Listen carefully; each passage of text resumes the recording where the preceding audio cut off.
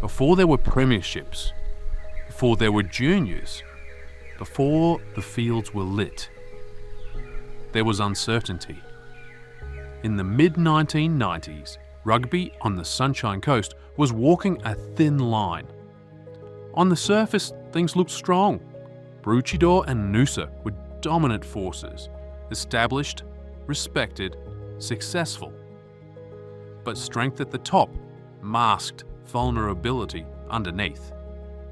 Smaller clubs were struggling, player depth was uneven, the local competition was thinning, and those responsible for the district could see it.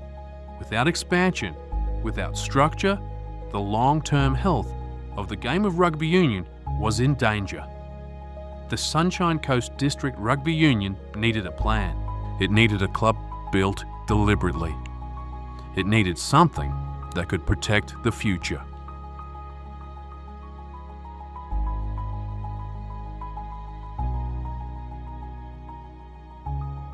At the centre of this pivotal moment was Sunshine Coast District Rugby Union President Dave Gribble.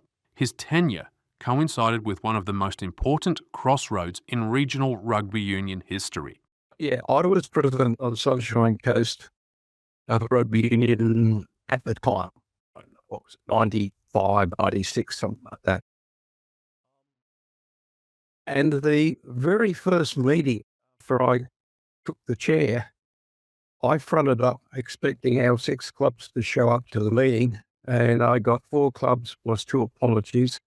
They were all withdrawing from the competition entirely, which turned a really neat 6-team competition into a really crappy 14 competition, bearing in mind that Maroochydore and Noosa were in that 4, which meant the other 2 clubs had hell of doing anything. Gribble was tasked with doing something difficult: create a new club, a club designed for sustainability. The district had already identified where growth would come: the 4556 postcode, Budrum and Sippy Downs. As timing would have it, the Sunshine Coast University College was being constructed with a plan to open in 1996. It was headed by Professor Paul Thomas, a proclaimed rugby man who advocated for the game to head to Sippy Downs. I had no experience really with setting up a club from scratch. I just had this idea that it would work at Sunshine Coast University. Queensland Rugby Union came on board. They thought it was a good idea. They told Gavin Head, here's your job, get this club up and going. And he and I went down to Maroochydore, where Paul Thomas had his offices, and it was a 2-room office. That was it. There was a reception and there was wardrobe. That was a university at the time. And we went in, we spoke with him. We said, look, we'd like to start a rugby club over there. Will you support us? Well, it turns out Paul was Welsh. Turns out Paul played rugby. Turns out Paul claimed to have trialled for the Welsh team, but doesn't all Welsh people do that either. And he said, yeah, sure. We're building a sports field over there. It's an oval. I'll turn it into a rectangle. And we're putting up a sports club there as well. And you can have those. And we went, great. What can we do for you? And he said, well, I like Barbarian rugby. I want the club called Barbarian. So we should do it, ref. Because back then, that was a big call. The Barbarians were, at that stage, nobody dared the name Barbarians, other than actual Barbarians. But we took punk. The university precinct was chosen. At the time, it was barely developed. Open paddocks, emerging infrastructure, potential everywhere. The thinking was long-term. Build a strong entity in Budrum and the university territory, and as population and player numbers grew, that entity could eventually split into two clubs, University and another Budrum club. While the split has never happened, the strategic intent is what matters. This was never an accident. It was planning.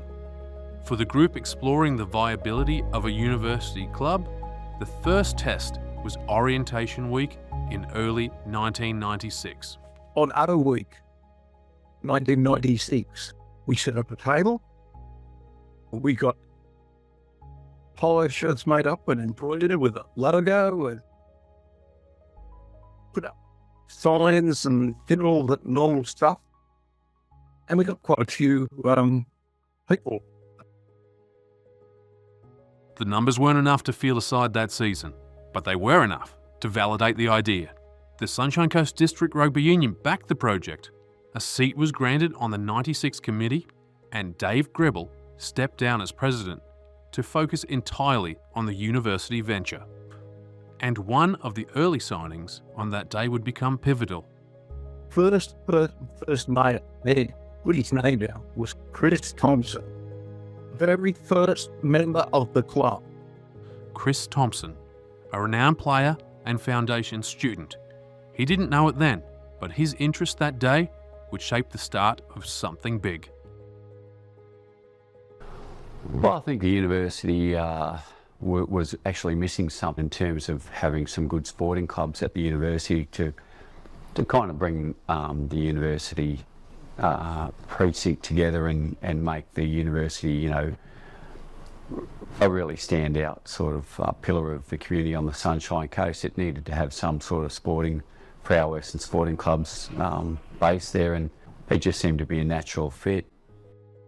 So the expansion had support, and with more time, there was belief that this club had a future. At the same time administrators were planning structure, something else was happening quietly among players in the competition. Disillusionment.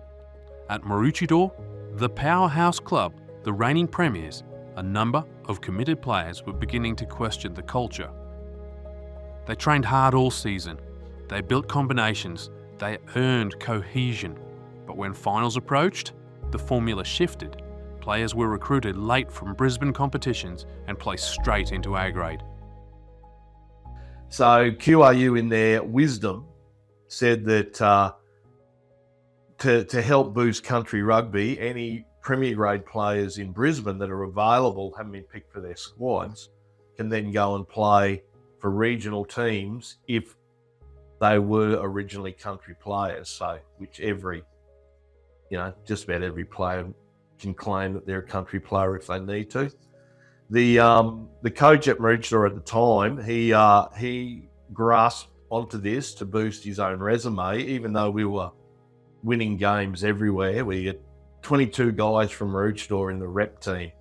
Out of the 35-man rep team, 22 guys from Maroochydore.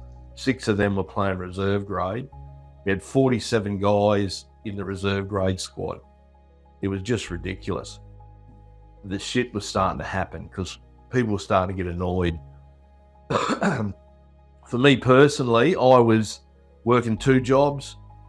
I'm married, got a couple of kids, and I'm basically working during the day, and then I start Wednesday to Sunday. I'll work on the door at Stewart's pub, and I have to start at 7 o'clock. And so I couldn't train all the time, which annoyed the coaches a fair bit. But I'd get home from work at 3 o'clock on a Saturday morning, and there'd be a note on the fridge. The coach rang, he doesn't need you for A grade this week. Can you turn up for reserve grade? Which wasn't a big deal for a lot of blokes, but for a guy that's getting home at 3 or 4 o'clock in the morning, if I have to get up at 9 o'clock to go to footy rather than 11 o'clock to go to footy, it was a big deal. And it got that way that at the end of winning an A-grade game, half of our A-grade team would get in their cars and drive back to Brisbane. All the reserve grade guys are pissed off with the A-grade guys, so it just brought a lot of crap into the club. But Maroochydore didn't care because they were winning games. When culture fractures, people start looking at other options. This timing was important, and that idea that had been planted at the university on orientation day was suddenly popping back to mind. A couple of the guys were going to the university at the time. There was only 3 or 4 buildings built there. I was helping out working there, and we sort of talked about, look, they got a football field, they got a clubhouse. Why don't we start a club here? So it started off in the early 96, we were talking about it, and then come to the 97, we were really wanting to have another team in the competition because we got sick of playing the same Noosa, Caloundra and Maroochydore, you know, all those sort of teams. So Two forces were now moving at once. Not fast, but there was movement. Administrators building a future-proof structure for the game, players craving a culture-first environment. Normally, those forces collide. This time, they aligned. Guys like Chris Thompson, Dave Holzel, Daryl Tonetti and Heath Sylvester were on board. They weren't disgruntled players looking for easy wins. They were leaders. They believed in standards. They believed in loyalty. They believed in building something properly. They weren't naive. They knew they had the talent, and they understood what cohesion produces. They believed if culture was right, results would follow. In the summer of 1996, momentum was undeniable. A formal steering committee was formed featuring university hierarchy, sports psychologists, student representatives, and people from their Sunshine Coast District Rugby Union. They were paving the way for it all to come together. Kicking things off was the identity. The name was chosen, the Barbarians, inspired by Welsh rugby tradition and the romance of expressive football, a nod from Professor Thomas. We got into trouble from QRU. QRU didn't like us being the Barbarians. And point back, actually, Tony Darcy's. Me, little fat me taking on Tony Darcy. Yeah, that was going to be a win. Well, it was. I had smothered. We didn't call ourselves the Barbarians. I knocked up a logo, which is the helmet that's on the current logo. That was one. And then I found a picture of a hairy little Barbarian. We called him Harry. He evolved into Argyle, you see. And we would use that everywhere. Well, we didn't say we were Barbarians, but our logos were Barbarians.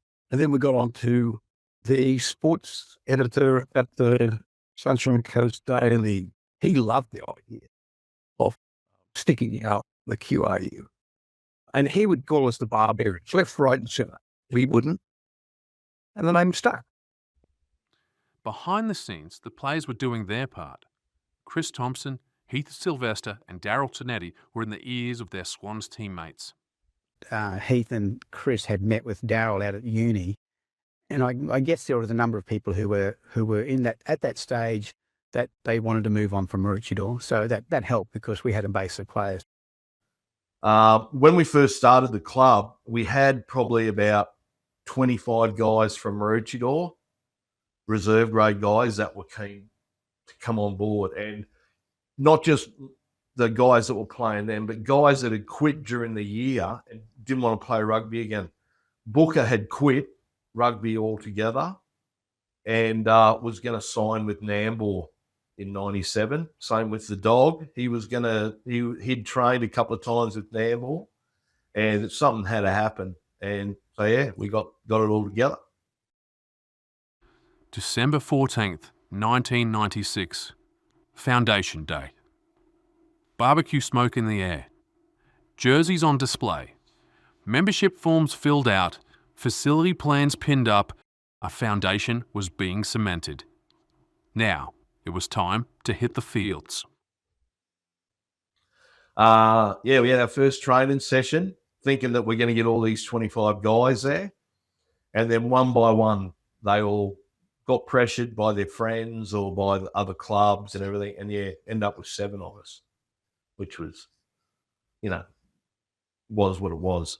But the uni had started promising us all these things, the enormous field, the clubhouse, the whole bit. So we started training at uni, but they had no lights. The groundsman used to give us areas that we weren't allowed to train on. And that was the thing. In the beginning of pre-season training, it was fine. But after about 2 or 3 weeks, it was just getting too dark. We used to park our cars around the field. And so you'd be training with all these cars. And back then, you had to leave your car running or you're going to get a flat battery. So all these cars are idling around the field and we're training. Kangaroos everywhere. I was that shy. I walked in and it was like, we got headlights, and they were using headlights on their cars after 6 o'clock when it got dark for training. I said thought I was back in Fiji. And this is Australia in the middle of Sunshine Coast. Improvised sessions, it wasn't glamorous. It was foundational. Hardship builds connection. If you turned up, you were invested. If you stayed, you belonged. Those nights mattered more than anyone realised. Sponsors came early, Bodrum Tavern and Re Property Developments. So the club had its social headquarters and was backed by the very guys that were rapidly expanding the coast. A solid foundation on and off of the field.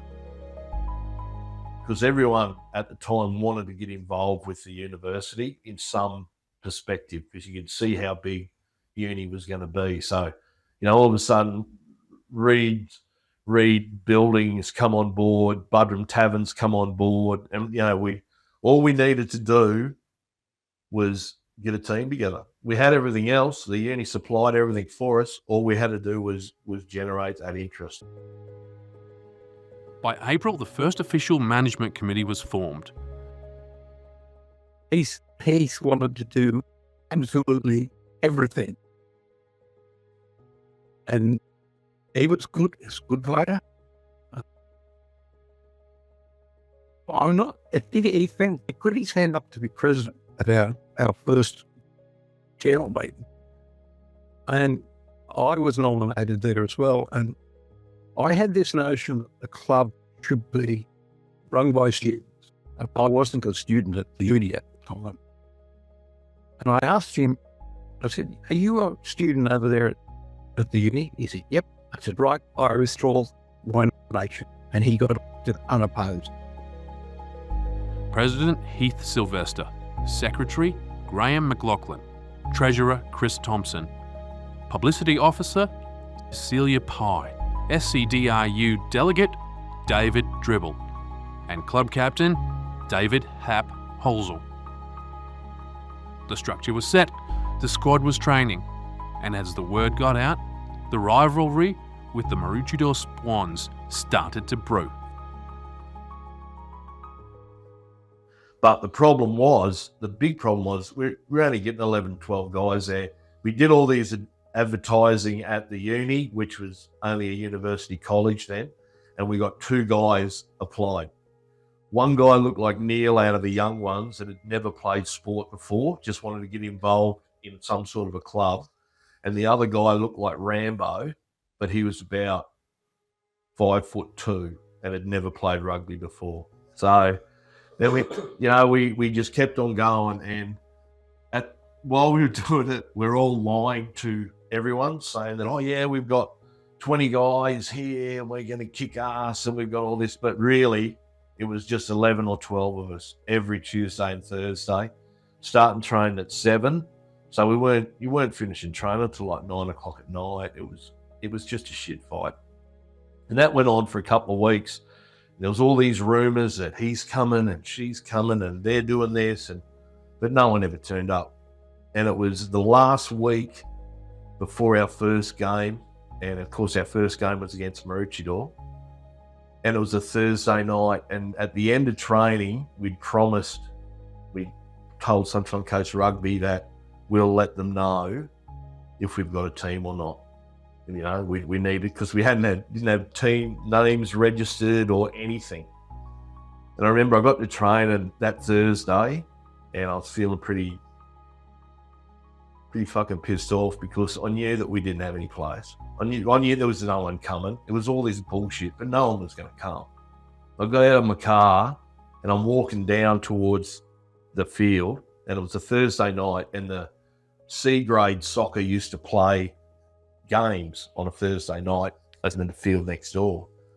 And I'm walking down towards the field, and I hear this "G'day, Hap," and I look around, and there's this guy, we used to call him Elvis. His name was Richard Barnett, and he was like this gun centre playing for Maroochydore who quit rugby because of all the bullshit that went on there. And then I walked a bit further, and here's Ben and John Sheridan, two guys that personally I haven't ever got on with. They're putting their boots on. And then I walked a bit further, and there was this guy, Ray Kirker from Caloundra. And then I walked a bit further, and all of a sudden, we had players. We had like 21 players at training that night. And I'm walking down, because we still didn't have a front row. It was just me and the dog. And I'm walking down towards the forwards, and because the backs are all over doing their nails and hair, and the forwards are over warming up as we do. And I'm walking towards the dog, and he's just turned around and got this massive grin on his face and I said to him, I said, "Where do all these boys come from?" And he's gone, "Look," and he's pointed, and there was this guy, Butch Barrett, that was a tight end prop who I'd played a couple of seasons with Maroochydore when I first went to Maroochydore. And the same deal, he'd quit playing rugby because of all the bullshit. Butch Barrett's there. So all of a sudden, we're on, mate. We're on. April 26th, 1997. The first A-grade match.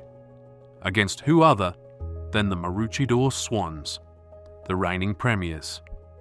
The crowd curious, the competition watching. The time had come. 18 months of planning, countless hours of work from volunteers, relentless scrambling.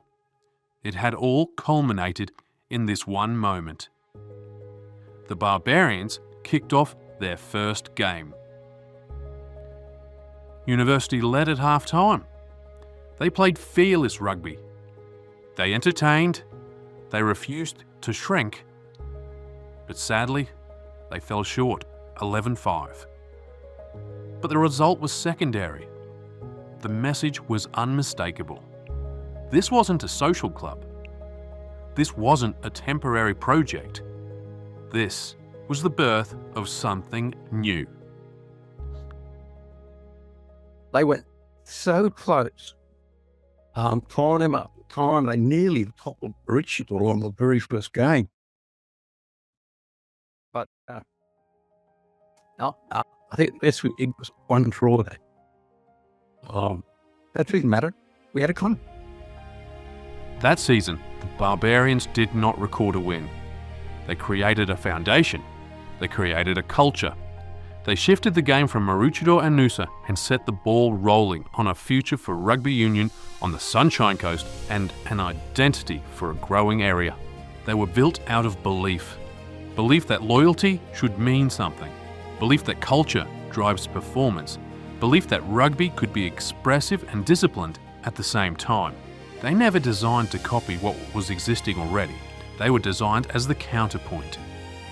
People before politics, standards before shortcuts, belonging before ego. And over time, that foundation didn't just hold, it expanded. From one senior side to reserves, to a women's team, to Colts, to juniors, to becoming one of the defining institutions of Sunshine Coast rugby. From Ballinger Road headlights to lit-up fields and packed sidelines, from a sign-on table at a fledgling university to a club spanning generations, the University Barbarians didn't just join the competition, they reshaped it. And it all started here, with a handful of people who believed structure and culture could coexist. Decades later, that belief still holds. And that statement is not about the past. It's about the standard, because every generation inherits something here. Not just a jersey, not just a logo, but an expectation that you train when it's hard, that you stand beside your mates, that you put the club first, that you leave it better than when you found it. The men who trained under car headlights never imagined what this place would become, but they built it so it could. They built it strong enough to survive change, strong enough to outlast personalities, strong enough to carry families, rivalries, premierships, heartbreaks and comebacks. And one day, the current generation will hand it over too, to juniors pulling on the green for the first time, to coaches stepping into responsibility, to volunteers cooking the barbecue, to sponsors backing belief. Because the club was never about a season, it was about succession. 30 years ago, a handful of people chose culture over convenience. That choice still echoes. And long after this anniversary passes, long after this team finishes, long after today's names become yesterday's stories, the standard remains, the colour remains, the expectation remains, and as long as someone pulls on green with pride, the story continues. We are Barbarians.